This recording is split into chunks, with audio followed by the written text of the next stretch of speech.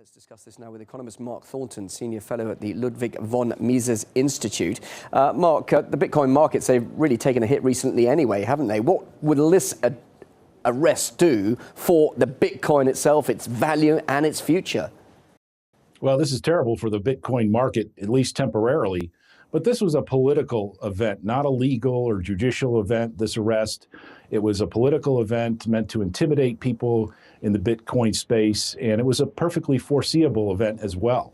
But obviously we can't go into the exact nature of the charges, but does it not surprise you that he has been arrested for dealing with the Silk Road website, which of course was closed down, and in effect laundering money through that? Does that not come as a surprise to you? No, not at all. He was selling his Bitcoins for cash, basically, and facilitating trade, but not actually, at least as far as these charges are concerned, involved in the trade. And basically, he gave a speech last night about the merits of Bitcoin. And in New York City today, they're starting a 2-day hearing on the future of Bitcoin right there in New York City where he was arrested. So it fits in right after the speech and right before this public hearing to be held in New York today. But Bitcoin has got a notorious reputation now, hasn't it, by being used by the underworld, by criminals, so they can't be traced, and dealing with all sorts of suspect goods. Oh, yeah, but Bitcoin's a small player, even in the illegal transactions. The U.S. dollar is actually the major facilitator of illegal transactions of drugs, human trafficking, all sorts of nasty businesses. Most of that trade is done with the U.S. dollar, not Bitcoin. Bitcoin is a small player. It has a small percentage of its transactions are illegal. That's true, but the majority are for legal goods, whereas the U.S. dollar is the primary player in international trade in illicit items. Yeah, but could Bitcoin eventually become a major threat to the dollar? Well, it is a threat, but it's something that's not going to happen in the next day or the next year. It's going to take some time to develop. And basically, the central bank, the Federal Reserve, and central banks around the world can fight off Bitcoin by providing a more stable dollar, a more stable euro.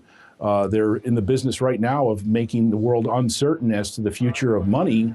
And so that's the only reason why Bitcoin has become so prominent today. Yeah, but it's become prominent now, Mark, but is it not a fad that is going to vanish eventually? Well, that's for the history books. We don't know, but I think the chances are is that Bitcoin has some advantages over traditional money that make it look like it's going to have a future, or if not Bitcoin, then some form of electronic transmittable monetary systems outside of the purview of central banks. I think that's for certain. Just a quick question. We talked about Silk Road there, and I understand that the US government owns billions worth of, millions, I should say, worth of Bitcoins after the shutdown of that website. But what would it be doing with that money, do you think? Well, they're not the true owner. They're just, they have possession of those Bitcoins. I think that they're, governments tend to be technologically inept, and I'm pretty sure they probably won't know what to do with them for quite some time. You say all this is political and this is the US government targeting Bitcoin, but will we see other governments also joining the US and targeting the Bitcoin, seeing it as a threat? Well, I think that other countries have started to make their intentions known. I think that if they see Bitcoin is becoming a problem for them, that they may step in. I think China is worried about people moving capital outside of China, and so they're putting regulations and issuing threats. And so I think that is something that we're going to see, is that when Bitcoin becomes a problem for governments, that governments are going to step in and try to regulate them and try to restrict people's access and limit the amount of transactions that take place with Bitcoin relative to their own domestic currency.